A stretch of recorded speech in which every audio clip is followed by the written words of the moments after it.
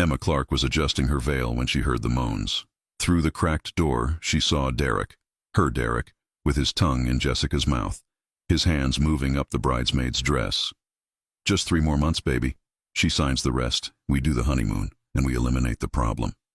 Jessica laughed. 3 years pretending. The idiot never suspected a thing. Emma had 5 seconds. She ran. The white silk of the wedding dress caught on the rough asphalt as Emma Clark ran barefoot down the empty highway. Her lungs burned, her feet bled, but she did not stop. Behind her, the small church sat like a monument to her shattered life. Inside those walls, 200 guests still waited. The organ music had stopped playing 20 minutes ago. The whispers had probably started by now. Emma did not care. She ran faster, the heavy fabric of the dress tangling around her legs. The June sun blazed overhead, turning the Nevada desert road into a shimmering river of heat. Sweat mixed with mascara streaked down her face in black rivers. Her carefully pinned hair had come loose, falling in wild tangles around her shoulders. She had been so stupid, so blind. 20 minutes ago she had been standing in the bride's room, hands shaking as she adjusted her veil for the 3rd time. Her maid of honor, Jessica Reynolds, had kissed her cheek and said, "I need to check something with Derek real quick." "You look perfect, Em. He's going to die when he sees you." Emma had smiled. Her best friend since college. Her rock through everything. Jessica had been there when Emma's father died. She had been there when Emma lost her job last year. She had introduced Emma to Derek Hawthorne 3 years ago at that charity gala in Manhattan. "He's perfect for you," Jessica had said then. "Trust me." And Emma had trusted her. 5 minutes after Jessica left, Emma realized she had forgotten her grandmother's bracelet in Derek's office down the hall. Something borrowed, something blue. She needed it. So she had lifted the massive skirt of her dress and walked down the narrow hallway of the church's administrative wing. She heard the voices before she reached the door. Derek's office was at the end of the hall. The door was cracked open just an inch. Just enough. "Stop worrying." Derek's voice came through, smooth and confident. "Everything is handled. Emma doesn't suspect a thing." "You're sure Victor is on board?" That was Jessica. Emma froze. Why would Jessica be asking Derek about Victor Kane? Derek had mentioned that name before. Some business associate he called dangerous. Someone to avoid. Victor gets his shipment through the Eastern Corridor. We get Chicago. Kane trusts me now. After tonight's delivery, we're set. Derek laughed. And Emma plays the perfect little wife. She's so desperate to be loved, she'll believe anything I tell her. Emma's hand went to her mouth. "What about the witnesses from the Newark job?" Jessica asked. Her voice was casual. Too casual. Like she was asking about the weather. "Taken care of. Johnson eliminated them last night. No loose ends." "Good. And after the honeymoon?" "After the honeymoon, we do what we planned. You and me, baby. Just like we always wanted. Emma gets to play house for a few months. She signs the papers I need. Then—" Derek's voice dropped lower, but Emma heard every word. "Then she becomes a liability we eliminate." Jessica laughed. Actually laughed. "I almost feel bad. She really thinks I'm her best friend." "You're a hell of an actress, 3 years of playing the supportive bestie. That's commitment. Please." She made it easy. So needy. So trusting. "Remember when I told her you were perfect for her?" Jessica's voice dripped with mockery. "She practically threw herself at you that night." Emma's entire body went numb. The look on her face when she walks down that aisle. Derek started. Emma did not wait to hear more. She turned and ran, not toward the sanctuary where 200 people waited, not toward her mother in the front row, not toward the exits where Derek's friends stood guard. She ran toward the back emergency exit. She slammed through it, setting off an alarm that screamed into the afternoon air. She did not care. She ran across the parking lot, past the decorative arch covered in white roses, past the vintage car with the "Just Married" sign.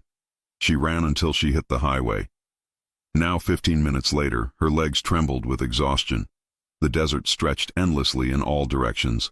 No cars, no buildings, just heat and sand and the crushing weight of her own stupidity. How had she missed it? 3 years. 3 years of Derek's careful attention, his gifts, his promises, the way he slowly convinced her to quit her job because, "I make enough for both of us, baby. Let me take care of you." The way he moved her from New York to his house in Nevada, the way he discouraged her from making new friends. "You have Jessica. You have me. What else do you need?" And Jessica. God, Jessica had been there for everything. Every date, every milestone. Always supportive. Always encouraging Emma to trust Derek more, to give him more control, to believe in their future. It had all been a lie. Emma's vision blurred with tears. She stumbled, caught herself, kept running. Her feet left bloody prints on the gray asphalt. The dress was no longer white.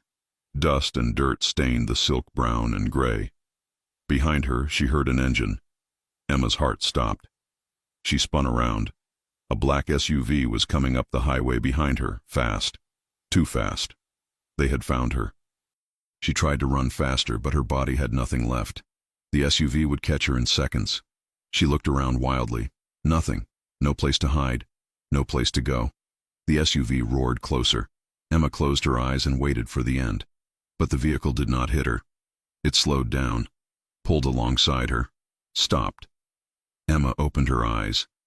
It was not an SUV. It was a black Mercedes sedan. Expensive. The kind of car that cost more than most people made in a year. The windows were tinted so dark she could not see inside. The driver's window rolled down. A man looked out at her. He was maybe 35, with dark hair cut short and sharp features that belonged on a Roman statue. His eyes were almost black, intense and calculating. He wore a perfectly tailored black suit. A thin scar ran along his left jawline. He looked dangerous. But then again, Emma was currently running from a man who had just discussed eliminating witnesses and making her a liability. Dangerous was relative. The man studied her for a long moment. His gaze moved from her ruined dress to her bloody feet to her tear-stained face. His expression remained completely neutral. Then he said just 2 words. "Get in." His voice was deep, quiet, the kind of voice that did not need to be loud to command attention. Emma hesitated. Every instinct screamed that getting into a stranger's car was insane, but staying on this highway was certain death. Derek would find her, and when he did, she thought about his words. "She becomes a liability we eliminate." Emma grabbed the door handle and climbed into the passenger seat. The interior of the Mercedes was cool and dark. Leather seats, the smell of expensive cologne. Classical music played softly from the speakers. Something Italian. Opera, maybe. The man did not speak. He simply put the car in gear and drove. Emma's hands shook in her lap. She wanted to say something. "Thank you. Who are you? Where are we going?" But her throat was too tight. Her voice would not work. They drove in silence for 5 minutes, then 10. Finally, the man spoke. "There's water in the center console." Emma opened it with trembling fingers, found a bottle of water, opened it and drank half of it in 3 desperate gulps. The cool liquid helped. Her hands stopped shaking quite so badly. "Thank you," she whispered. The man nodded once but said nothing else. Emma studied him from the corner of her eye. His hands on the steering wheel were steady, strong hands. He wore a silver watch that probably cost more than her childhood home. A thin platinum ring on his right hand. Not a wedding ring. Something else. "What's your name?" Emma asked. The man glanced at her briefly. Those dark eyes were impossible to read. "You don't need to know my name. You just picked up a runaway bride on a desert highway. I think I deserve to know who you are." The corner of his mouth twitched. Almost a smile. Fair point. He was silent for another moment, then said, "Marco." "Marco what?" "Just Marco. For now." Emma nodded slowly. "I'm Emma." "I know." Her blood went cold. "How do you know?" Marco did not answer. He took an exit off the highway. They drove through a small town that looked half abandoned. Boarded up shops, empty streets, then back onto another highway heading north. "Where are we going?" Emma asked.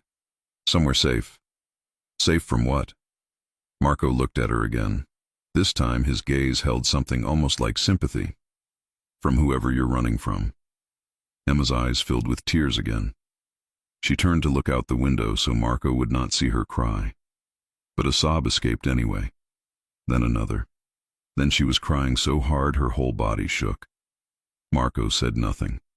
He simply drove. After a few minutes, he reached into the back seat and produced a jacket. He handed it to her. Emma took it, grateful. The church had been air-conditioned. She had not realized how cold she was until now. She wrapped the jacket around her shoulders. It smelled like him. Clean. Expensive. Safe. They drove for another 30 minutes.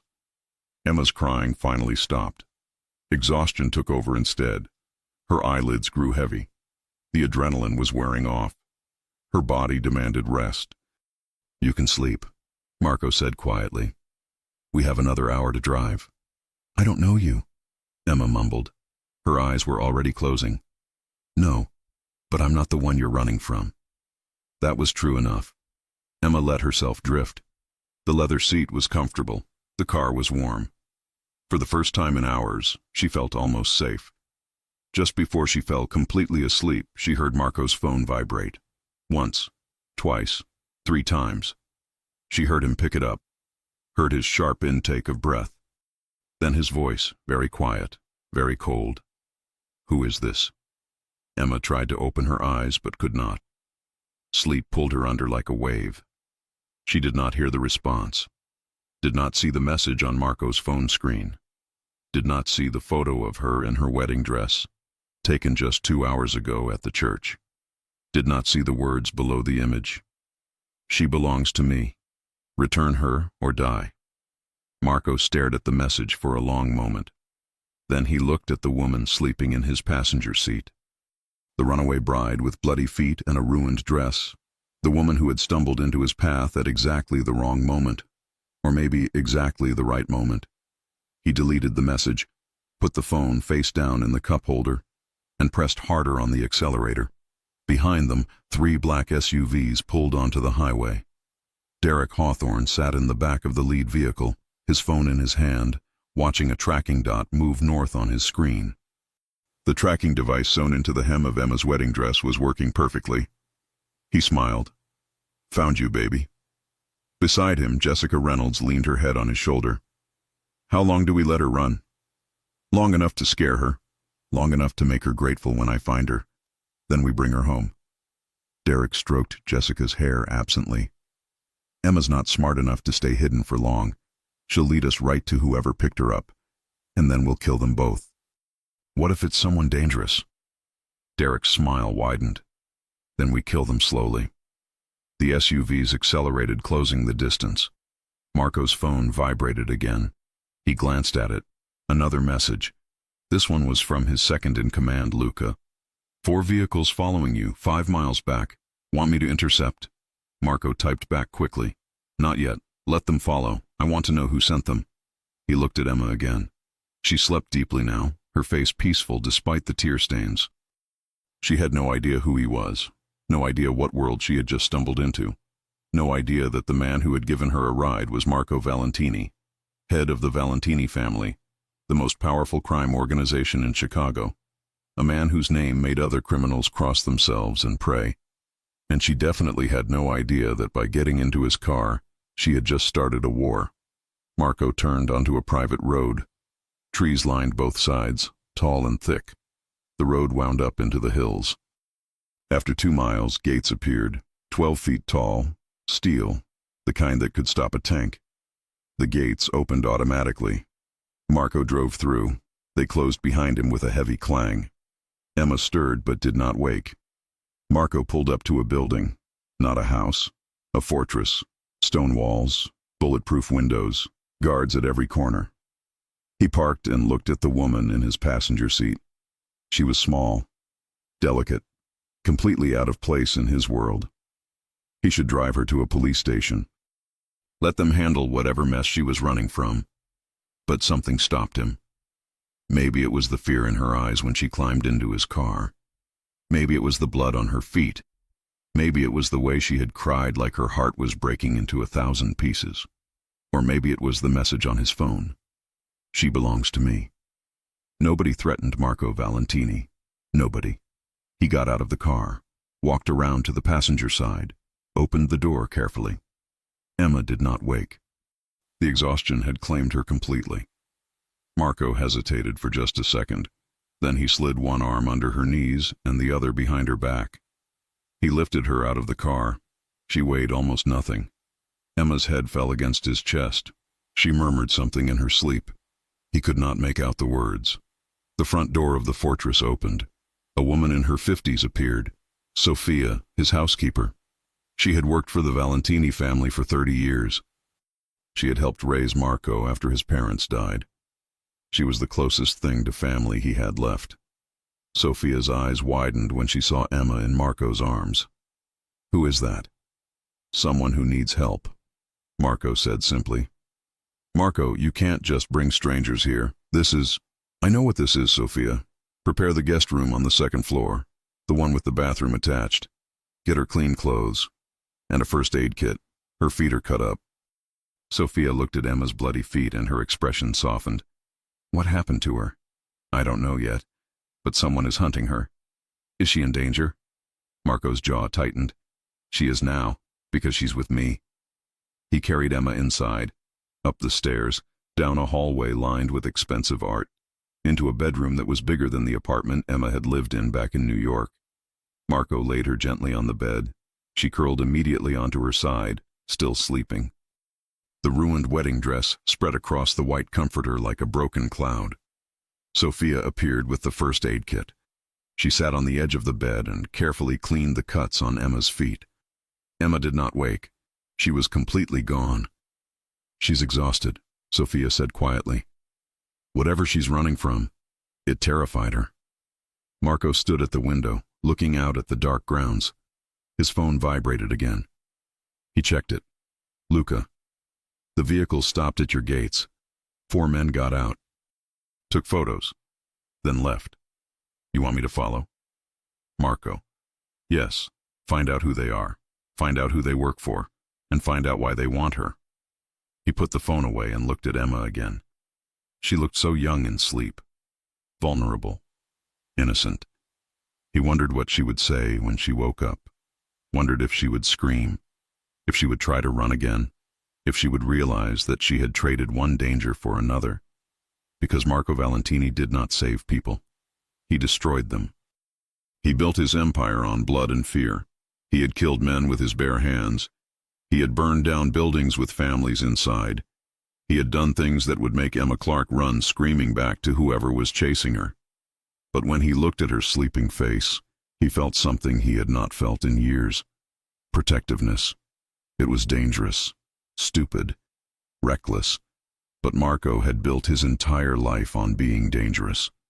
"Sleep," he said quietly, though Emma could not hear him. "Tomorrow we figure out who's after you, and then we make them regret it." He walked out of the room. Sophia followed him. "Should I stay with her?" "No. Let her rest. Lock the door from the outside. I don't want her wandering until we know what we're dealing with." Sophia nodded and left. Marco walked to his office, closed the door, poured himself 3 fingers of scotch and sat behind his desk. He pulled out his phone and looked at the message again. "She belongs to me. Return her or die." He had built his reputation on never backing down from a threat, on crushing anyone who challenged him, on being the monster that other monsters feared. Tomorrow, whoever sent this message would learn why they should have chosen their words more carefully. Because Emma Clark did not belong to anyone, and if someone was coming for her, they would have to go through Marco Valentini first. Outside, hidden in the trees half a mile from the gates, Derek Hawthorne lowered his binoculars. He had watched Marco carry Emma inside, had seen the fortress walls, the guards, the security. He smiled slowly. Well, Emma, you just made things very interesting." Jessica sat beside him in the SUV. "Who lives there?" Derek pulled out his phone, made a call, waited. "I need information on a property, GPS coordinates." He rattled off the numbers, waited again. Then his smile faded. His face went pale. "You're sure?" He hung up, sat very still. "What is it?" Jessica asked. Derek's voice was barely a whisper. "That's Marco Valentini's safe house." Jessica's eyes went wide. "The Marco Valentini?" "The same." They sat in silence. Even Jessica knew that name. Everyone in their world knew that name. Marco Valentini was not just dangerous. He was legendary. Men crossed the street to avoid him. Families paid tribute just to stay off his radar. He controlled everything from Chicago to the Canadian border. "What do we do?" Jessica finally asked. Derek started the engine. "Put the SUV in reverse. We tell Victor Kane, and we let him decide if Emma is worth going to war over." As they drove away, Derek looked back at the fortress one more time. Emma had been his key to everything, his leverage, his way into Victor Kane's organization. The naive little wife who would sign papers and ask no questions and eventually disappear when she was no longer useful. But now she was inside Marco Valentini's walls, which meant Derek's carefully laid plans had just gone up in flames. He pressed harder on the accelerator. The SUVs disappeared into the night. Behind them, Marco stood at his office window, watching, waiting. Let them come, he thought. Let them all come. Because Emma Clark had asked him for help, and Marco Valentini always kept his promises, even the ones he had not actually made yet. Emma opened her eyes to unfamiliar darkness. For a moment she forgot everything. Then it came rushing back. The church. Derek's voice, Jessica's laughter, the highway, the stranger in the black Mercedes, Marco. She sat up fast, her head spun. Where was she? The bedroom was enormous, soft gray walls, a chandelier, king-sized bed with white silk sheets. Everything smelled expensive. Emma looked down. Someone had removed her wedding dress. She now wore cotton pajamas. Her feet were bandaged. Panic shot through her. She ran to the door. Locked. She was trapped. Emma ran to the window. Bars covered the glass. Beyond them, she saw manicured lawns, stone walls, armed guards walking the perimeter. This was not a house. This was a prison. The door opened. Emma spun around. A woman in her 50s stood holding a tray, gray hair in a bun, kind eyes. "Good morning," the woman said gently. "I'm Sophia. I brought breakfast." "Where am I?" "You're safe. That's what matters." Sophia set the tray down. "Coffee, toast, eggs. Please eat something. I need to leave. The men chasing you found this location last night. They know you're here. If you leave, they'll kill you before you reach the main road." Emma's legs gave out. She sank onto the bed. "How do you know my name?" "Marco told me. I washed your feet and bandaged them while you slept. No one else touched you." Sophia moved closer slowly. "Your dress had a tracking device in the hem. That's how they followed you. We burned it." Emma's stomach dropped. Derek had been tracking her the entire time. "I'm going to be sick," Emma whispered. Sophia held a trash can while Emma vomited, then handed her water and a cool cloth. "Eat something," Sophia said again. "Even just the toast." Emma forced down half a piece and some coffee. It helped. "Marco wants to speak with you when you're ready," Sophia said. 20 minutes later, Emma followed Sophia downstairs. Marble floors, museum-quality artwork. Everything beautiful but cold, dangerous. Sophia stopped at double doors, knocked twice. "Come in," Marco's voice called. Sophia opened the doors and left Emma standing alone. Marco sat behind an enormous desk, charcoal suit, hair slightly disheveled like he had been running his hands through it. Tired but sharp eyes. "Sit," he said. Emma sat, her hands twisted in her lap. Marco pushed a folder across the desk. "Open it." Inside were photos, crime scenes, bodies, blood, headlines. Suspected mob hit in Newark. 3 witnesses disappear. Federal investigation into Kane organization. And there was Derek, talking to a man with cold eyes. Victor Kane. "That's your fiancé," Marco said. "Derek Hawthorne. He works for Victor Kane. Kane runs drugs, guns, and human trafficking. Derek is his enforcer, the man who handles problems, permanently. Emma stared at the photos. Her Derek had blood on his hands. The woman here, Marco pointed to another image, Jessica Reynolds. She's been working with Derek for 5 years. She was assigned to befriend you. Assigned? Emma's voice cracked. You were a target from the beginning. Derek didn't choose you randomly. Emma closed the folder. She could not look anymore. Why show me this? Because you need to understand what you're running from. Derek has killed 3 people this week alone. You think he'll hesitate to kill you? Then why keep me here? Why not drop me at a police station? Marco picked up his phone, showed her the screen. She belongs to me. Return her or die. Emma's blood went cold. He sent that to you? To my personal number, which means he knows who I am. Marco's jaw tightened. Nobody threatens me, Emma. Nobody. So I'm bait? You're using me to get to Derek? No. I'm going to find out why Derek wanted you. Then I'm going to destroy him and everyone he works for. Marco's eyes were dark, hard. But I need your help. I don't know anything useful. You know more than you think. His habits, his schedule, his properties. You lived with him for 2 years. I can't. I'm not brave enough. You ran from your wedding. You got into a stranger's car. You're braver than you know. I'm terrified. Good. Fear keeps you alive. Marco stood. Here's what happens. You stay here under my protection. You tell me everything about Derek. And I use that information to take him down. And if I refuse, then I'll still keep you safe. But Derek will keep coming. Eventually he'll get to you. Is that what you want? Emma thought about Derek's voice. She becomes a liability we eliminate. She thought about Jessica's laughter. What do you want to know? Emma asked quietly. Marco pulled out a notebook. Start from the beginning. How did you meet? A charity gala in Manhattan 3 years ago. Jessica brought me. She introduced us. Jessica introduced you? Yes. She said they worked together in commercial real estate. Marco wrote something down. Continue. Derek was charming. Perfect. He made me feel special. Emma's voice grew softer. 6 months later, I moved in with him. He convinced me to quit my job. Said he made enough for both of us. And you agreed? I thought I was in love. Now I know I was being controlled. Marco's expression softened slightly. Manipulation is a weapon, Emma. You're not weak for falling for it. Those words hit hard. Tears filled Emma's eyes. After I quit, Derek moved me to Nevada, away from everyone I knew. He said it was for business, that we'd travel. But you didn't.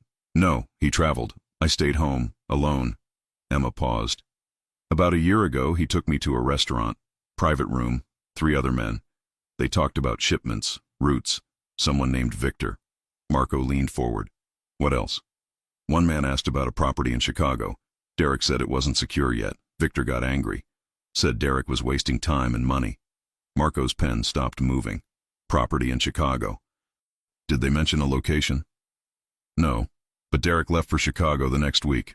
5 days. When was this? February. This year. Marco's jaw clenched. What happened when he came back? He proposed. That same night. The wedding was planned in 4 months. Fast. I thought it was romantic. Emma laughed bitterly. I'm an idiot. You're a survivor. Marco closed his notebook. Derek needed a wife for something. A business deal, property transaction. You were the perfect cover. So he never loved me at all. No, he used you.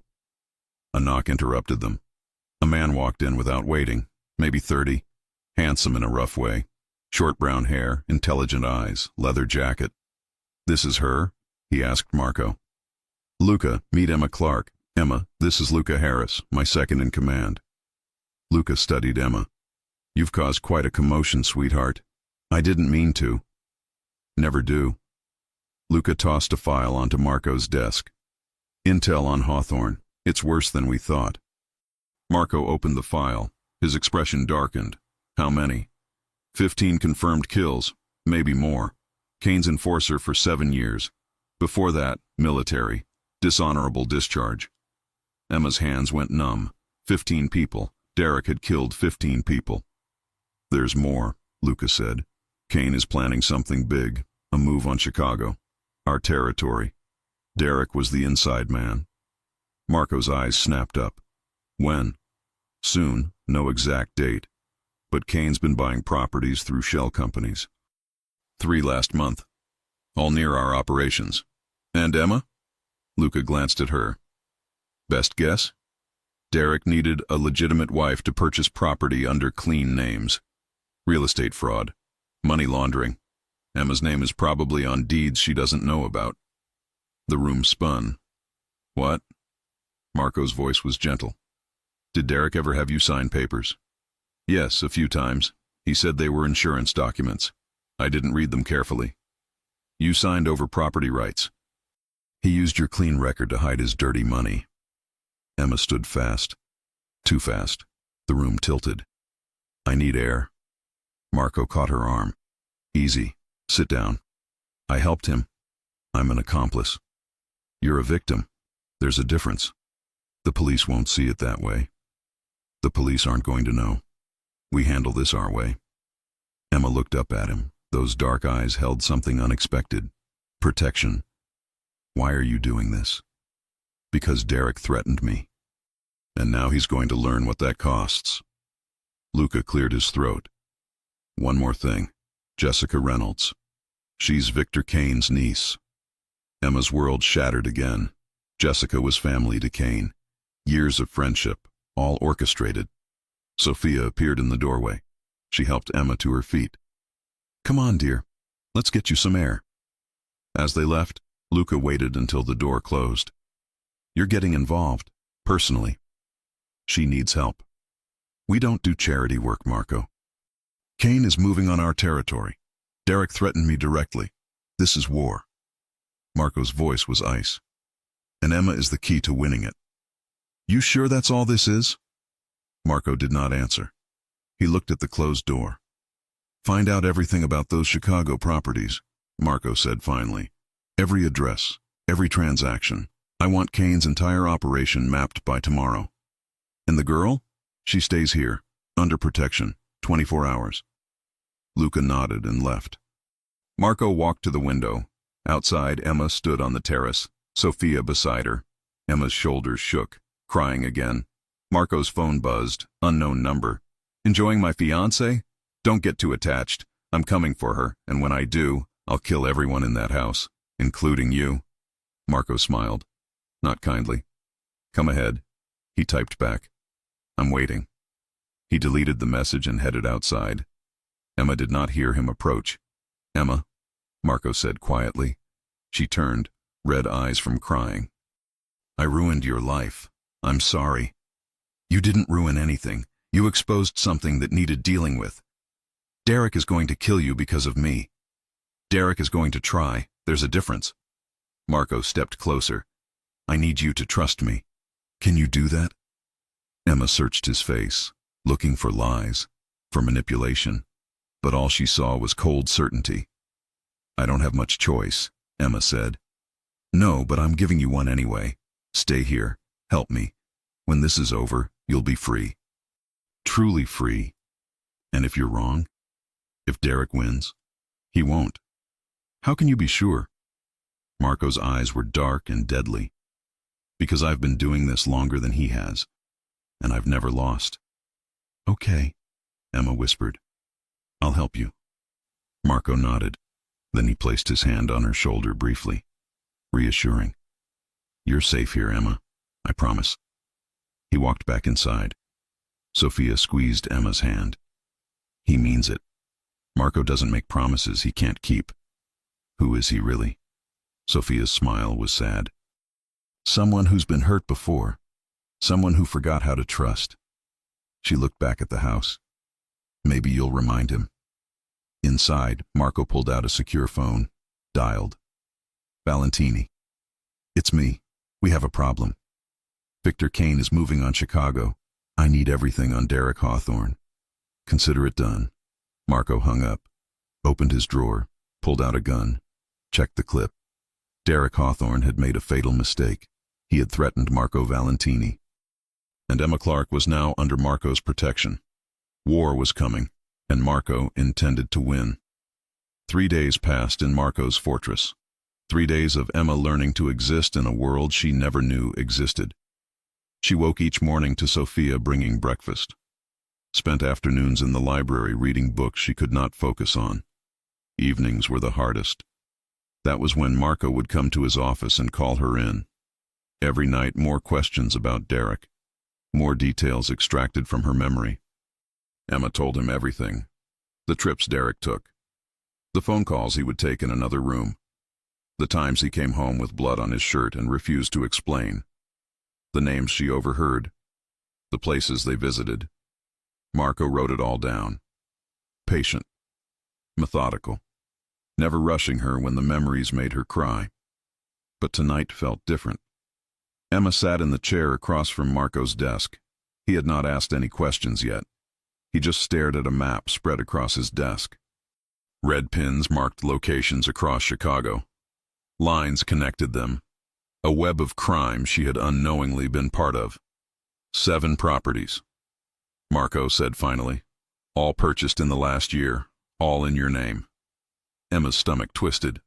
I don't remember signing for 7. You signed blank documents. Derek filled in the details later. Marco looked up. His dark eyes held something close to sympathy. You helped him launder $4 million, Emma. I didn't know. I know. But Kane doesn't care about that. To him, you're a witness, a liability. Even if Derek is eliminated, Kane will still want you dead. Emma's hands shook. She pressed them flat against her thighs. So I can never leave here. Not never. But not yet. Marco stood and walked around the desk. He leaned against it, closer to her now. We're building a case. Luca has contacts in the FBI. Once we have enough evidence, we hand Kane and Derek over. You testify. You get immunity. You get your life back. You make it sound simple. It's not. But it's the only way you survive this. Emma looked up at him. Marco had been nothing but honest with her. Blunt, sometimes harsh, but never cruel. Never manipulative like Derek had been. Why do you care? Emma asked quietly. You could have left me on that highway. Marco was silent for a long moment. His jaw tightened. I lost someone once. Someone I should have protected. I swore I would never make that mistake again. What happened to her? She trusted the wrong person, and I didn't see it until it was too late. Marco's voice was flat, emotionless, but Emma heard the pain underneath. She died because I failed her. I'm sorry. Don't be. Just stay alive. That's all I ask. A knock on the door interrupted them. Luca walked in holding a tablet. His expression was grim.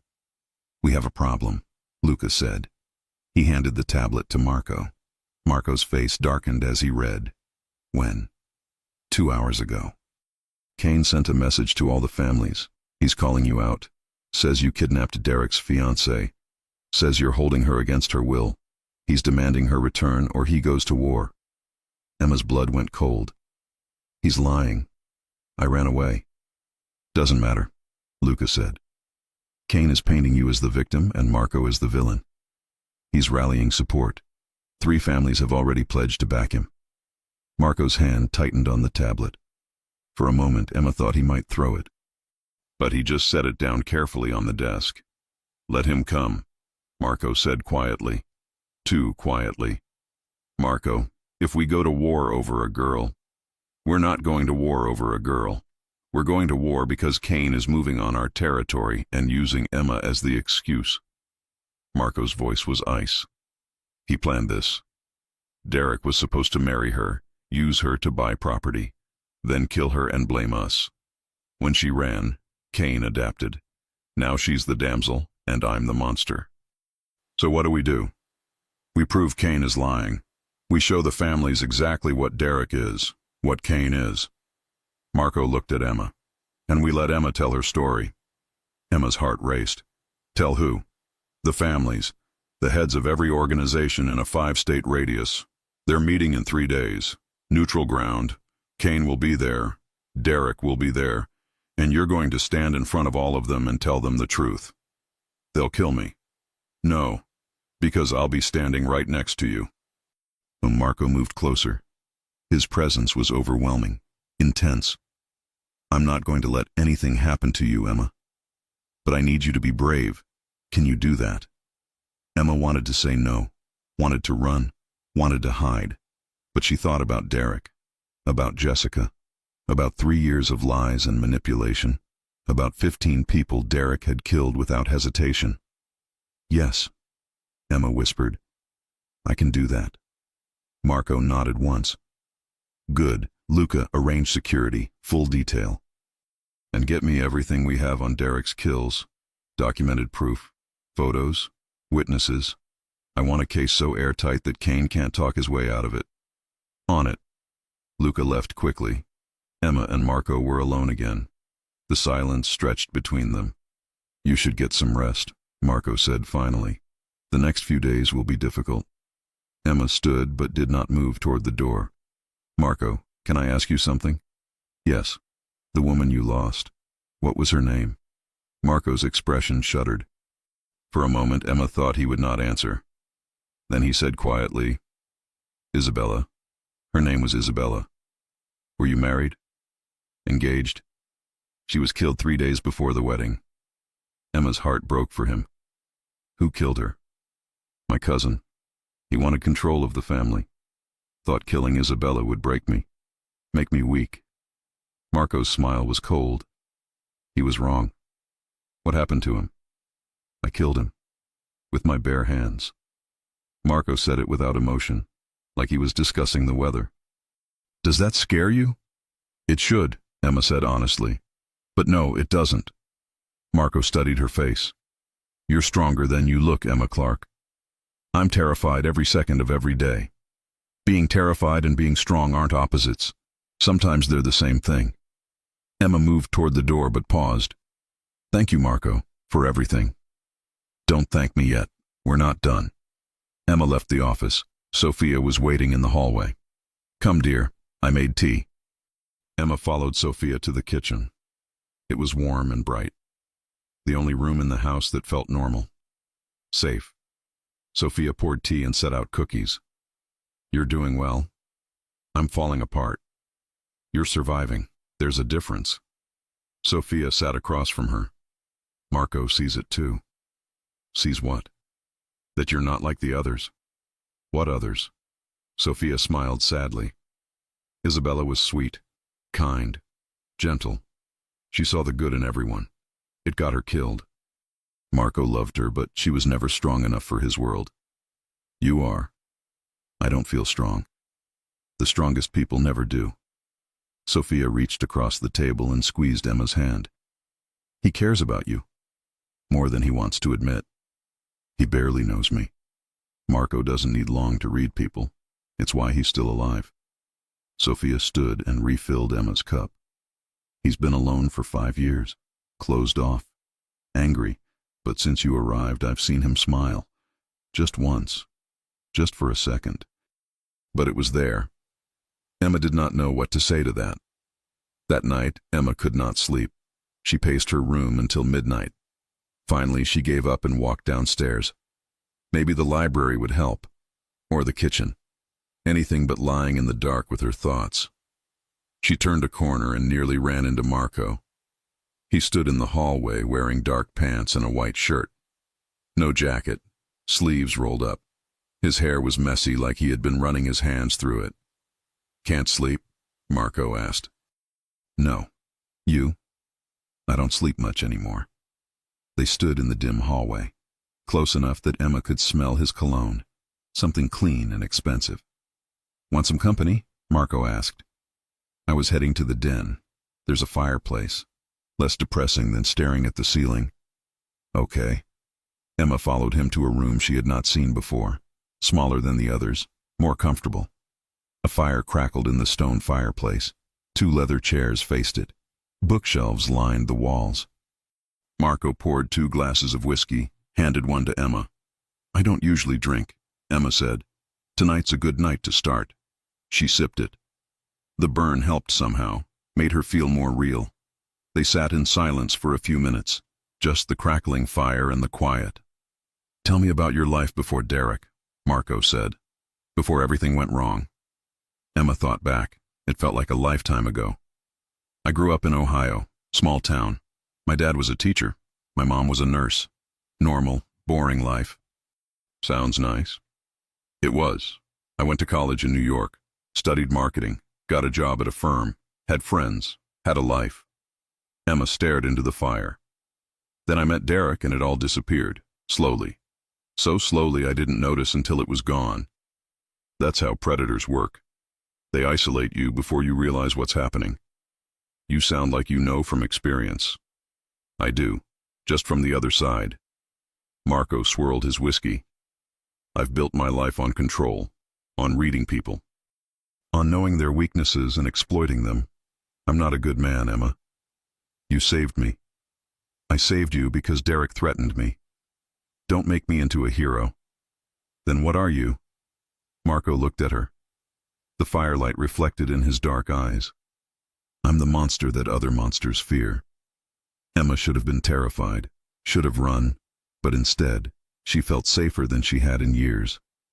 "I don't think you're a monster," Emma said quietly. "You don't know me. I know you've kept me safe. Fed me, protected me. You didn't have to do any of that." "Yes, I did." "Why?" Marco set down his glass, leaned forward, his elbows on his knees, his gaze locked on hers. "Because when I look at you, I see someone worth protecting. And I haven't felt that way about anyone in 5 years. Emma's breath caught. The air between them felt electric, charged. Marco stood abruptly. "You should get some rest. Tomorrow we start preparing for the meeting." Emma stood too. They were close now. Too close.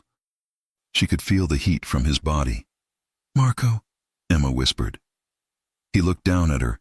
His jaw was tight. His hands were clenched at his sides, like he was holding himself back from something. "Good night, Emma," he said firmly. Then he walked out, leaving Emma alone by the fire. She touched her lips. For a moment she had thought he might kiss her. For a moment she had wanted him to. What was happening to her?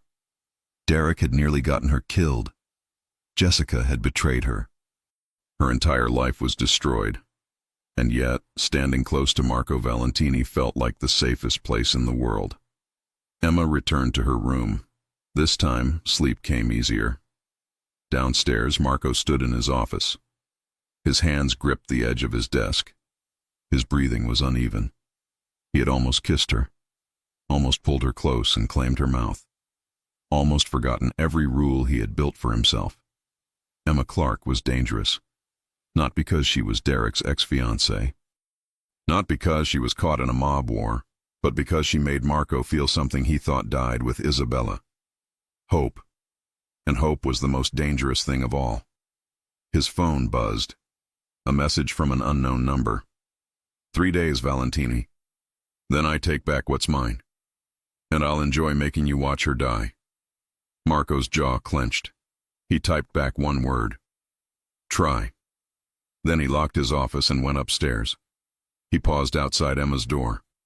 Heard her breathing. Soft, even. Asleep. He placed his hand flat against the door for just a moment. I won't let him touch you, Marco whispered. I promise. Then he walked to his own room. 3 days until the meeting. 3 days to prepare Emma. 3 days until Derek tried to take her back. Marco Valentini had faced down armies, had survived assassination attempts, had built an empire on blood and fear. But protecting Emma Clark felt more important than all of it combined, and that terrified him more than any enemy ever had. The next 2 days passed in a blur of preparation. Marco trained Emma on what to say at the meeting, how to stand, how to speak, how to look the most dangerous men in the country in the eyes and not flinch. They'll try to intimidate you, Marco said during one of their sessions. Kane will call you a liar. Derek will play the heartbroken fiancé. You need to stay calm. I don't know if I can. Yes, you can. You've already survived worse than a room full of old men in expensive suits. Emma wanted to believe him, but every time she closed her eyes, she saw Derek's face, heard his voice. She becomes a liability we eliminate. On the second night, Luca brought more files, more evidence against Derek, photos of his victims, testimony from witnesses who had barely escaped, financial records showing the money trail from Kane through Derek to the shell companies in Emma's name. "This is solid," Luca said, spreading the documents across Marco's desk. "FBI will take the case." Emma testifies. She gets full immunity. "If we survive the meeting," Marco said. "You really think Kane will try something at a neutral sit-down?" "I think Kane is desperate. Desperate men do stupid things." Emma sat quietly in the corner of the office listening. She had become part of their world now, part of the strategy sessions, the planning. Marco no longer sent her away when business was discussed. "Double the security," Marco ordered. "I want armed escorts from here to the meeting location. Sweep the building before we arrive, and keep a vehicle ready for extraction if things go wrong." "You expecting a war?" Luca asked. "I'm expecting Kane to be Kane." After Luca left, Marco poured himself a drink. He looked exhausted, lines of tension around his eyes. He had barely slept in days. "You should rest," Emma said softly. "I'll rest when this is over." "Marco, you're running yourself into the ground." He looked at her. Something flickered in his dark eyes. "I can't afford to make mistakes. Not with your life on the line. You've done everything you can. It's not enough. It's never enough." Marco set down his glass hard. "Isabella died because I missed something. One detail, one person I should have suspected. I won't make that mistake again." Emma stood and walked to him. She placed her hand on his arm. "I'm not Isabella, and this isn't the same situation. No, it's worse. Because this time Marco stopped himself, pulled away from her touch. "You should get some sleep. Tomorrow is the meeting." Emma wanted to push, wanted to ask what he was about to say, but the walls were back up. Marco's face was cold again, closed off. "Good night, Marco," Emma said quietly. She left the office, but she did not go to her room. Something felt wrong, off. She could not explain it, but her instincts screamed danger. Emma walked to the library instead. Curled up in a chair by the window, watched the guards patrol the grounds. Everything looked normal, but it did not feel normal. At 2 in the morning, Emma's instincts proved right. The explosion rocked the entire house. Emma was thrown from the chair, glass shattered. Alarms screamed. She hit the floor hard, her ears ringing. Gunfire erupted. Automatic weapons. Close. Too close. Emma crawled toward the door. Her hands were cut from the glass. Blood smeared across the marble floor. "Emma!" Marco's voice roared through the chaos. She looked up. Marco appeared in the doorway, gun in hand. His shirt was torn. Blood stained his shoulder. "Are you hit?" Marco demanded. "No, I don't think so." He pulled her to her feet. "Stay behind me. We're getting out of here." They ran down the hallway. More gunfire, shouting, men screaming. The house was under full assault. Luca appeared from a side corridor. He was bleeding from a cut on his forehead. They breached the south wall. At least 20 men, maybe more. "How did they get through our defenses?" Marco demanded. "Someone gave them the security codes. We have a traitor." Marco's face went deadly. "Get Emma to the safe room." "No," Emma said. "I'm not hiding while you fight." "Emma, this is not a debate. They're here for me. If I hide, more of your men will die. Better them than you." The coldness in his voice should have scared her, but Emma understood. Marco would burn the world down to keep her safe. Another explosion. Closer this time. The lights went out. Emergency lighting kicked in. Red. Pulsing. "South corridor is compromised," Luca said. "We need to move now." Marco grabbed Emma's hand. They ran. Downstairs, through a kitchen, past bodies of guards who had not been fast enough. Emma tried not to look. Tried not to think about the men dying because of her. They reached a heavy steel door. Marco entered a code. The door opened to reveal a tunnel. Dark, narrow. Emergency lighting along the floor. "This leads to the garage," Marco said. There's a car waiting, bulletproof, full tank. We drive to the safe house in the mountains. What about Sophia? Emma asked suddenly. Where's Sophia? She left yesterday to visit her sister. She's safe. Thank God. They ran through the tunnel. Behind them, more explosions. The fortress was being destroyed. They emerged in an underground garage. 3 vehicles. Marco led Emma to a black armored SUV. Luca got in the driver's seat. Marco pushed Emma into the back and climbed in beside her. The garage door opened. Luca floored it. They burst out into the night. Bullets pinged off the armored exterior. Marco shielded Emma with his body, pressing her down into the seat. Drive, Marco ordered. Luca drove like a man possessed, weaving, accelerating. The SUV's engine roared. Behind them, 3 vehicles gave chase. They're following, Luca said. Marco pulled out his phone, made a call. Burn it. Burn everything. Leave nothing for Kane. He hung up and looked at Emma. In the dim light, his face was hard, but his hand was gentle as he checked her for injuries. You're bleeding, he said, looking at her cut hands. I'm fine. You're not fine. None of this is fine.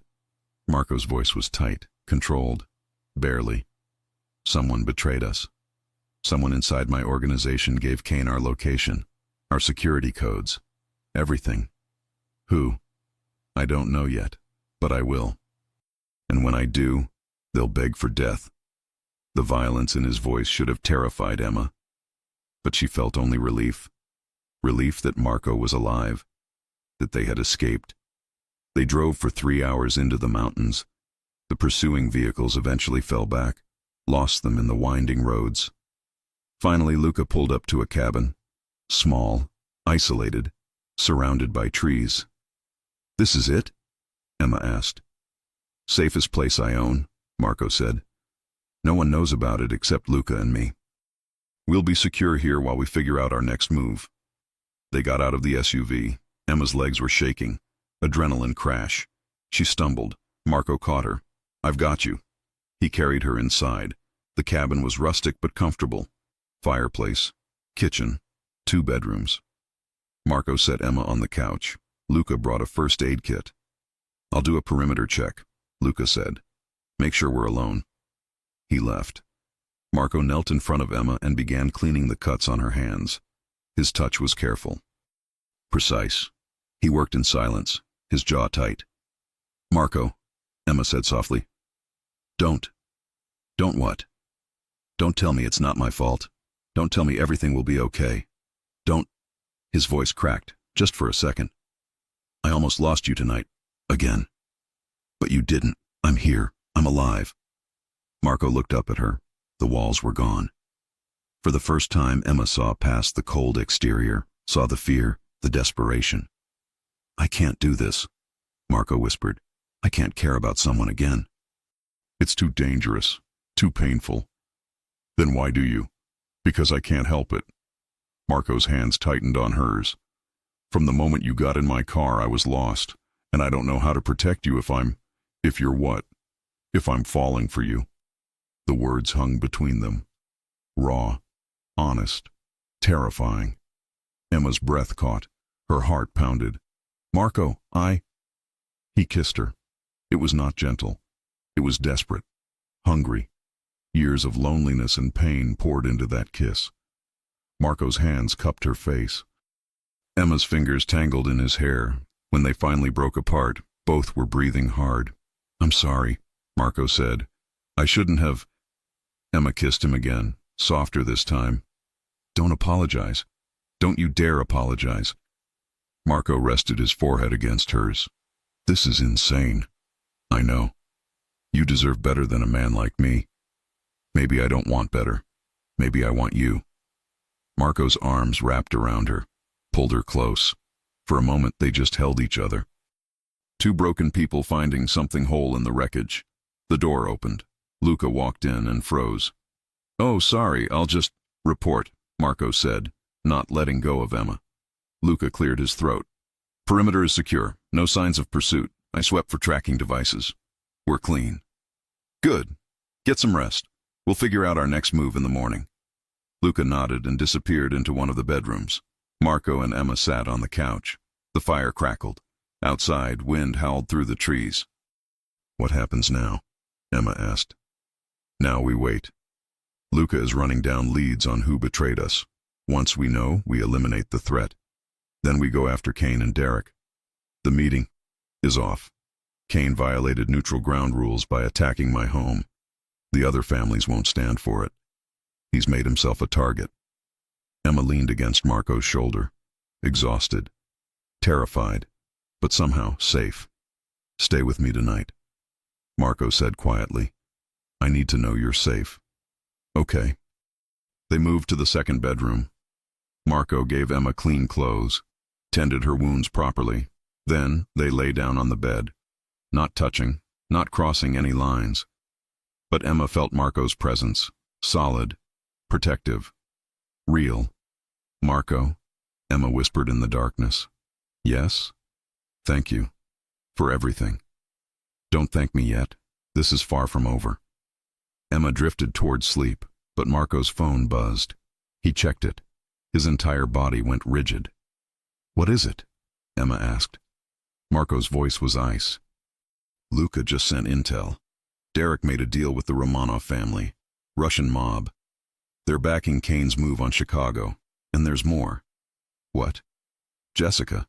She's not just Kane's niece. She's been running a network inside my organization for 2 years. She's the one who gave them our security codes. She's the traitor." Emma's blood went cold. Jessica, her best friend, had been sabotaging Marco from the inside. "There's something else," Marco said. His voice was deadly quiet. "Jessica sent a message to Derek tonight. It says, 'I'm sorry it had to be this way. Derek loves me, not you, and now you're going to die for getting in our way. We're coming for you tonight.'" Emma's phone, which Luca had recovered from her things, suddenly lit up on the nightstand.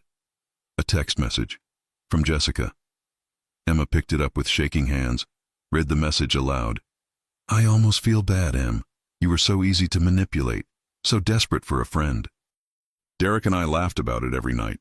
You were our favorite joke. Sleep well, if you can." Emma dropped the phone. Tears streamed down her face. 3 years. 3 years of friendship. All a lie. All a game.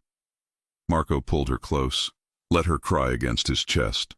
His hand stroked her hair. "She's going to pay," Marco said quietly. "They're all going to pay. I promise you that." But even as he held Emma, Marco's mind was racing. The Romanovs changed everything.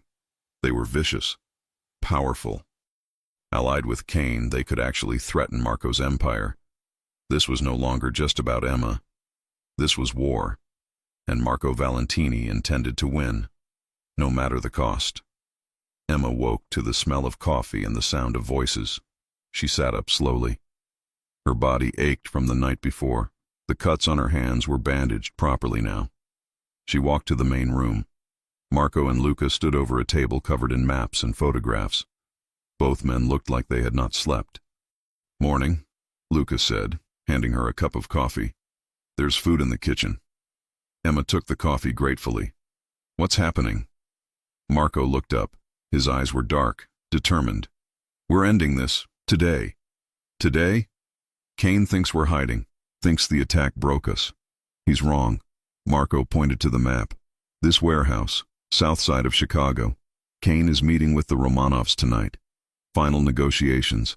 Derek will be there. Jessica will be there. We're going to hit them before they're ready." Emma's heart raced. "That's suicide. You said they have 20 men, maybe more." "We'll have more," Luca said. Marco called in favors. 5 families pledged support once they heard Kane violated neutral ground. "We'll have 40 men, armed, trained. But you'll still be outnumbered if the Romanovs bring their people. Then we'll be smart about it." Marco's voice was steel. "Luca will lead the main assault, draw their attention. I'll go in through the back with a smaller team. We eliminate Kane and Derek before the Romanovs can react." "And Jessica?" Marco's expression darkened. "Jessica is mine. She betrayed my family, my home. That requires a personal response." Emma set down her coffee. Her hands were shaking. I want to help. Both men looked at her. Emma, no, Marco said firmly. Yes, Derek used me. Jessica manipulated me for 3 years. I deserve to face them. You're not trained for this. You'll get yourself killed. Then train me. You have all day. Marco opened his mouth to argue. But something in Emma's eyes stopped him. She was done running, done being a victim, done letting other people fight her battles. Fine, Marco said. But you follow my orders exactly. No improvisation, no heroics. Understood? Understood. Luca grinned. I like her. Shut up, Luca. They spent the afternoon preparing. Luca went to coordinate with the other families. Marco stayed with Emma. He took her to the back of the property, set up targets, handed her a handgun. Have you ever fired a weapon? Marco asked. Once, at a shooting range with my dad when I was 16. Good, then you know the basics. Marco moved behind her, his chest against her back. His arms came around her, adjusting her grip on the weapon. Feel the weight. Respect it. This isn't a toy. Every bullet you fire could end a life. Emma's breath caught. Not from fear. From proximity. Marco's breath was warm on her neck. His body was solid against hers. Focus, Marco said quietly. His voice had dropped lower. See the target. Breathe. Squeeze the trigger. Don't pull. Squeeze. Emma fired. The recoil jolted through her arms. She missed the target completely. Again, Marco said. He adjusted her stance, his hands on her hips now. Balance your weight, both feet planted. You're stronger than you think. Emma fired again. This time she hit the edge of the target. Better. Again. They practiced for 2 hours. By the end, Emma could hit the center of the target 4 out of 5 times. Her arms ached, her ears rang despite the protection, but she felt powerful, capable. You're a fast learner, Marco said. He reloaded the weapon and handed it back to her. But shooting targets is different from shooting people.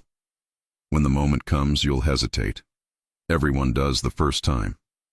What if I freeze? Then I'll be there. I won't let anything happen to you. Marco stepped closer. His hand cupped her face. Emma, if this goes wrong tonight, if something happens to me, I need you to promise me something. Don't talk like that. Promise me you'll survive, that you'll run, that you'll live the life you deserve. Tears filled Emma's eyes. I can't lose you. You won't. But if... Emma kissed him. Hard, desperate, trying to pour every feeling she could not say into that kiss. When they broke apart, Marco rested his forehead against hers. I wasn't supposed to feel this way about you. I wasn't supposed to feel this way about anyone after Derek. We're a mess. The best kind of mess. Marco smiled. Actually smiled. It transformed his entire face. Made him look younger, almost happy. Come on, he said. We have a few more hours. Let me teach you how to move in combat situations. They trained until sunset. Marco taught Emma how to stay low, how to move quietly, how to take cover, how to reload under pressure. By the time Luca returned, Emma was exhausted but ready. Everyone's in position, Luca reported. We move in 1 hour. Marco nodded. He turned to Emma. Last chance to back out. I'm going. Then gear up. They gave Emma a bulletproof vest, a comm device for her ear, the handgun she had trained with, extra ammunition. Marco checked her vest twice, adjusted the straps. His hands lingered longer than necessary. Stay close to me, he said, always within arm's reach. If I tell you to run, you run. No arguments. Okay? I'm serious, Emma. I can't focus on the mission if I'm worried about you. Emma placed her hand over his. I trust you. Completely. Something shifted in Marco's eyes. He pulled her close. Kissed her one more time. Slowly, like he was memorizing the feel of her. Let's end this, Marco said. They drove into Chicago in separate vehicles. Marco, Emma, and 3 of Marco's most trusted men in one SUV. Luca led the main force in 4 other vehicles. The warehouse district was abandoned at night. Perfect for illegal meetings. Perfect for an ambush. They parked 2 blocks away, moved on foot through shadows and alleys. Emma's heart pounded so hard she thought everyone could hear it. But she kept moving, kept breathing, kept her hand steady on the weapon. Marco held up a fist. Everyone stopped. He pointed to the warehouse ahead. Lights in the windows. Vehicles parked outside. Guards at the entrance. Luca's voice came through the comms. "In position, waiting on your signal." Marco looked at his watch. 30 seconds. Emma crouched beside him. Their shoulders touched. She drew strength from his presence. 20 seconds. Emma checked her weapon one more time. Safety off, round chambered. 10 seconds. Marco looked at her, mouthed 3 words. "Stay with me." 5, 4, 3, 2, 1. Explosions rocked the front of the warehouse. Luca's team had breached. Gunfire erupted immediately. Shouting. Chaos. "Now," Marco said. They moved fast, around the back of the building, a side door. Marco's man picked the lock in seconds. They slipped inside. The warehouse was enormous. Stacked crates, shipping containers, catwalks above. And in the center, a group of men around a table. Emma recognized Derek immediately. Her stomach twisted. He looked the same, handsome, confident, a monster in an expensive suit. Beside him stood Jessica. Her former best friend wore a tight dress and a cruel smile. She was laughing at something Derek said. Victor Kane sat at the head of the table. Older, gray hair, cold eyes. The kind of man who ordered deaths over breakfast. And across from them, 3 men Emma did not recognize. Russian accents carried across the warehouse. The Romanovs. The front entrance exploded inward. Luca's team poured in. Gunfire filled the air. Kane's men returned fire. The Romanovs drew weapons. The warehouse became a war zone. Marco moved like a predator. Precise, efficient. 2 of Kane's men went down before they even saw him coming. Emma stayed close, her weapon raised, watching Marco's back. Derek saw them. His eyes widened, then narrowed. "Marco Valentini, should have known you'd come yourself." "You threatened me, Derek. Bad decision." Derek smiled, drew his weapon. "And you fell for her. Even worse decision." He fired. Marco shoved Emma behind a crate. Bullets sparked off metal. Emma's ears rang. "Stay down," Marco ordered, but Emma saw movement above them. One of the Romanovs on the catwalk, aiming at Marco's back. Emma did not think. She raised her weapon, aimed, fired. The Russian fell, dead before he hit the ground. Marco turned, saw what she had done. Good shot. More of Kane's men rushed their position. Marco and his team engaged. The fighting was brutal. Close quarters. No room for error. Emma fired when she had clear shots. Mostly she stayed in cover. Reloaded when Marco told her to. Moved when he moved. They were winning. Kane's forces were being pushed back. The Romanovs were retreating. Luca's voice came through the comms. "Kane is down. Repeat, Kane is down." Victory was close. Emma could feel it. Then someone grabbed her from behind. An arm locked around her throat. A gun pressed against her temple. "Drop it!" Derek's voice hissed in her ear. "Drop the weapon or I paint the walls with her brain." Emma froze. The gun fell from her hands. Marco spun around.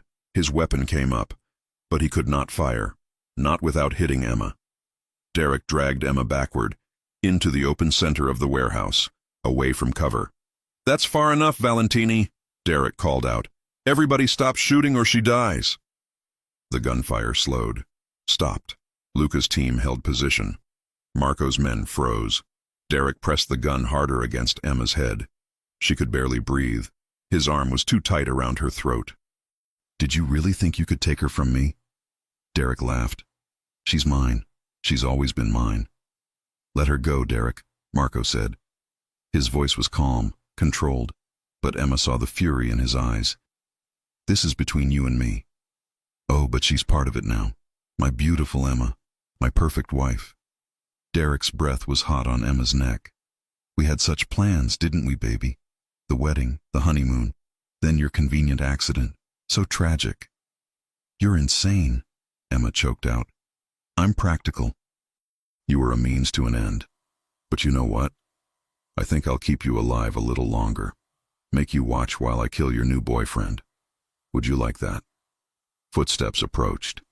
Jessica appeared from behind a shipping container. Her dress was torn, blood on her lip, but she was smiling. "Hello, Emma," Jessica said. Her voice dripped with mockery. "Miss me? You were my best friend. I was your handler. God, you were so easy to manipulate, so desperate to be loved. Derek and I used to laugh about it every night, about how pathetic you were." Tears stung Emma's eyes. Not from sadness, from rage. 3 years, Emma said, her voice shaking. 3 years of lies. Best performance of my life. Jessica moved closer, stood beside Derek. Uncle Victor paid me well, and Derek was a nice bonus. Young, attractive, good in bed. You were just the mark. Derek's arm tightened. Emma gasped for air. Marco took a step forward. "Derek, look at me. This ends one of 2 ways. You let her go and walk away, or you die here tonight. I'm holding all the cards, Valentini." "Are you?" Marco's smile was cold. "Look around. Kane is dead. Your men are dead. The Romanovs ran. It's just you, Jessica, and my 40 armed soldiers. You think you're walking out of here?" Derek's confidence wavered. Emma felt it. His grip loosened slightly. "I have Emma. You won't risk her life, won't I?" Marco's eyes were ice. "I've killed for less." "What's one more body?" Emma's blood went cold. Was Marco bluffing? Or was he serious? "You're lying," Derek said, but he sounded uncertain. "Try me." Jessica shifted nervously. "Derek, maybe we should—" "Shut up." Derek's control was slipping. Emma felt the gun shaking against her head. "I'm in control here. I decide what happens." Marco took another step forward. "Then decide, because my patience is running out." Derek's hand trembled. His breathing was ragged. He was panicking. Emma remembered Marco's training. When your enemy panics, they make mistakes. She made her decision. Emma drove her heel down hard on Derek's instep. He howled. His grip loosened. She dropped her weight, slipping from his arm. Threw herself to the side. Marco fired. Derek staggered. Blood bloomed across his chest. He looked down in shock. The gun fell from his hand. "You shot me," Derek whispered. "You actually shot me. I told you what would happen." Marco's voice was ice. Derek collapsed. Blood pooled beneath him. His eyes were wide, confused, like he could not believe this was how it ended. Jessica screamed. She lunged for Derek's dropped weapon, but Luca was faster. He tackled her, twisted her arm behind her back. She fought like a wildcat, screaming, spitting, cursing. "Get her out of here," Marco ordered. "The FBI will want to talk to her." Luca dragged Jessica away. Her screams echoed through the warehouse. "This isn't over. You hear me, Emma? This isn't over. I'll kill you. I'll kill you both." Then she was gone. The warehouse was silent except for the groans of wounded men. Sirens wailed in the distance. Someone had called the police. "We need to go," Luca said through the comms. "Now." Marco walked to Emma. She was shaking, staring at Derek's body, at the man who had controlled her life for 3 years, the man who had planned to kill her. He was just lying there, empty, gone. "Emma," Marco said gently. He touched her arm. "We have to leave." She nodded numbly. Let Marco guide her out of the warehouse, into the SUV, away from the carnage. They drove in silence. Emma's hands would not stop shaking. Marco held one of them, squeezed gently. "You saved yourself," Marco said quietly. "That move, that was all you." "I killed him." "No, I killed him. You gave yourself a chance to survive. There's a difference." Emma did not know if that was true, did not know how to feel. Relief, guilt, freedom, all of it. None of it. They reached the cabin as the sun began to rise. Luca stayed behind to coordinate with the FBI, to make sure Emma's testimony would be heard, that she would get her immunity. Marco led Emma inside. She was still shaking, still covered in blood. Some of it Derek's, some from her reopened cuts. "Come on," Marco said. "Let's get you cleaned up." He ran a bath, helped her out of the tactical gear, left her alone to wash away the night. Emma sat in the hot water and cried, great heaving sobs that shook her entire body. 3 years of pain, of manipulation, of fear, all pouring out. When she finally emerged, Marco was waiting with clean clothes, warm soup, a blanket. He wrapped her up and held her on the couch, did not speak, did not push, just let her exist. "Is it really over?" Emma finally whispered. "It's over. Kane is dead. Derek is dead. Jessica will spend the rest of her life in prison." The Romanovs retreated. "The other families acknowledged our victory. Chicago is secure. And me? You're free. The FBI has everything they need. Your testimony will be a formality. You'll get full immunity. You can go anywhere, be anyone, start over." Emma pulled back, looked at Marco's face. "What if I don't want to start over somewhere else? Emma, what if I want to stay here, with you?" Marco's jaw tightened. "You don't know what you're saying. You've been through trauma. You're not thinking clearly." "I'm thinking more clearly than I have in years." Emma took his face in her hands. "You saved me, Marco. Not just from Derek, from myself. You made me strong again, made me believe I was worth protecting. I'm not leaving you. I'm dangerous. I know. My world is violent, dark. You deserve better. I deserve to choose, and I choose you." Marco's control finally broke. He kissed her desperately, pulled her close, let himself feel what he had been fighting for weeks. "I love you," Marco whispered against her lips. "God help me, I love you. I love you too." They held each other as the sun rose, two broken people who had found something whole in the wreckage.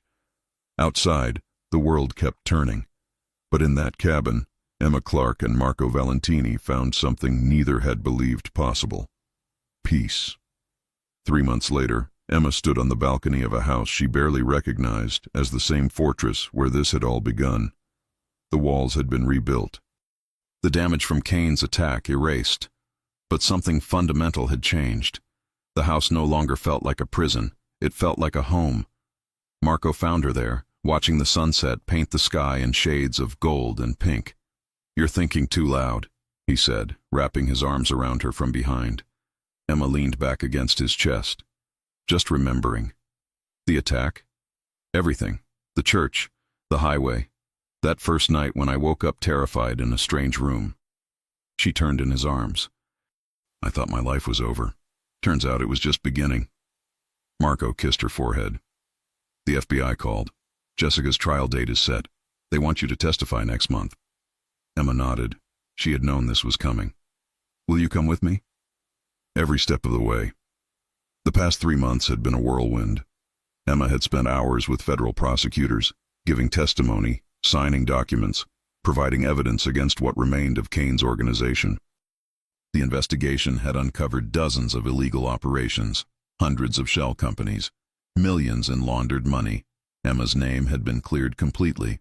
The properties Derek had purchased in her name had been seized as evidence. She was officially a witness under federal protection, not a criminal. But more than that, she was free. Free from Derek, free from fear, free to build a new life.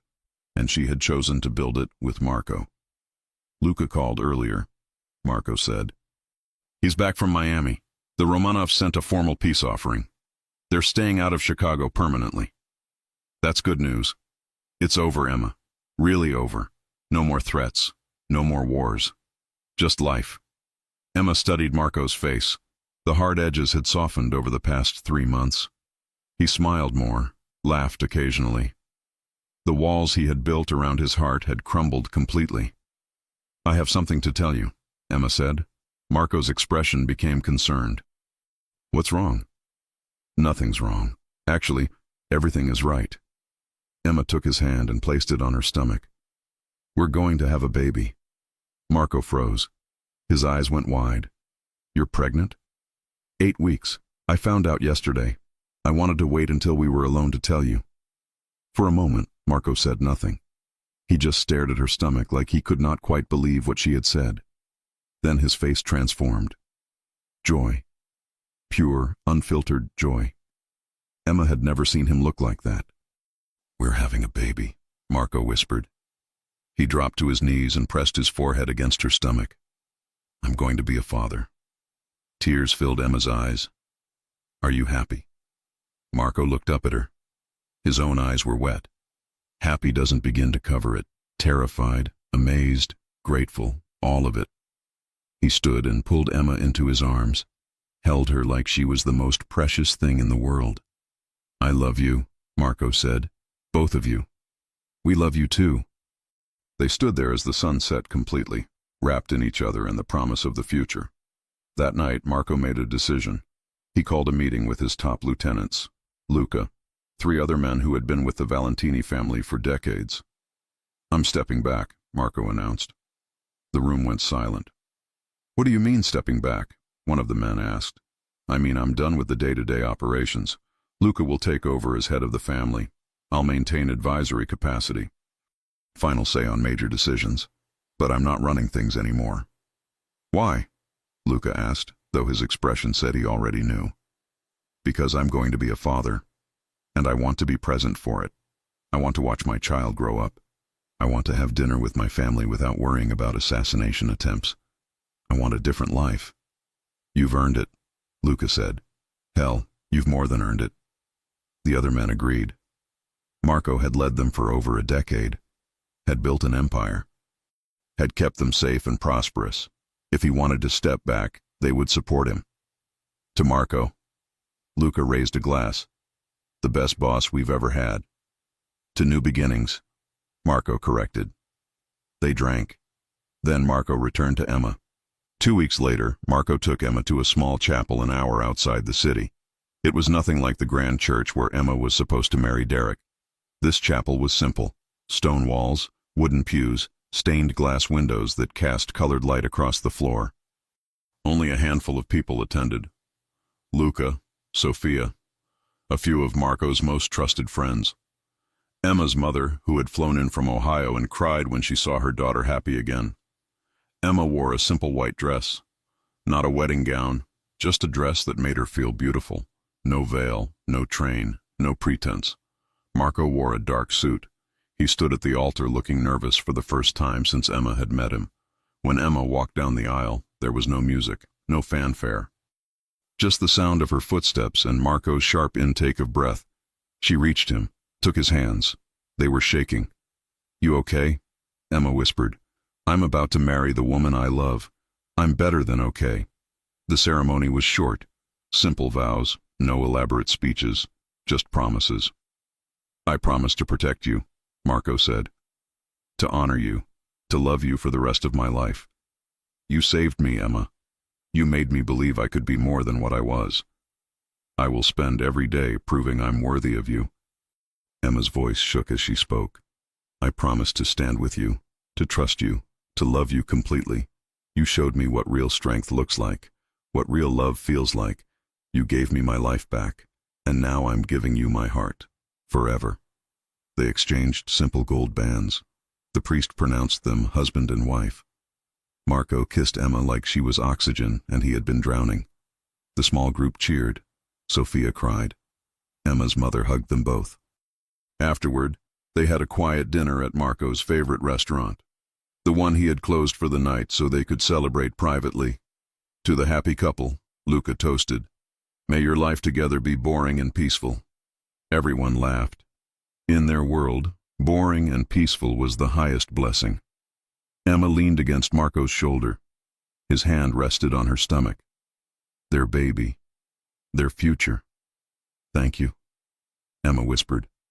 "For what?" "For stopping that day. For picking me up. For giving me a chance at this life."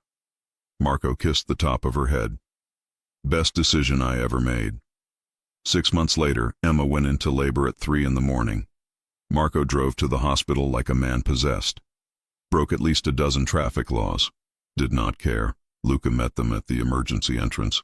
I called ahead. "They're ready for you." Emma squeezed Marco's hand as another contraction hit. "You're going to break the speed limit and then follow every hospital rule?" "I'm a complicated man." Despite the pain, Emma laughed. The labor was long, difficult. Emma had never experienced pain like this, but every time she thought she could not go on, Marco was there, holding her hand, wiping her forehead, telling her how strong she was. "I can't do this," Emma gasped after 8 hours. "Yes, you can. You're the strongest person I know. You survived Derek. You survived a mob war. You can survive this. That's not encouraging. You're right. Let me try again. You're beautiful. I love you. And in a few minutes, we're going to meet our daughter." Daughter. They had found out 2 months ago. A girl. Emma pushed, screamed, cried, pushed again. And then, finally, a new sound filled the room. A baby crying. "She's here," the doctor said. "She's perfect." They placed the tiny, squirming bundle on Emma's chest. Emma looked down at her daughter, and her entire world shifted. She was so small, so perfect. Dark hair like Marco, but Emma's eyes, blue and bright and beautiful. Marco leaned over them both. His hand touched the baby's tiny head. Tears streamed down his face. "She's perfect," Marco whispered. "She's absolutely perfect." "What's her name?" the nurse asked. Emma and Marco had discussed this, had gone through dozens of options, but in the end, they had chosen one that meant something. "Isabella," Emma said. "Isabella Sofia Valentini." Marco's breath caught. Isabella, after the woman he had loved and lost. Sofia, after the woman who had been like a mother to him. "Perfect," Marco said. His voice broke. "It's perfect." They spent the next hour just staring at their daughter, marveling at her tiny fingers, her little nose, the way she yawned and stretched. Luca and Sofia came to visit. Sofia cried when she heard the baby's name, held little Isabella like she was made of glass. "She's going to be spoiled," Sofia said. "I'm going to make sure of it." "You're going to be the best grandmother ever," Emma said. Sofia beamed. 2 days later, Emma and Marco brought Isabella home. Marco had renovated one of the bedrooms into a nursery, soft yellow walls, a crib that had cost more than most cars, toys and books already lining the shelves. Emma placed Isabella in the crib. The baby slept peacefully, unaware of how much her parents' lives had changed because of her.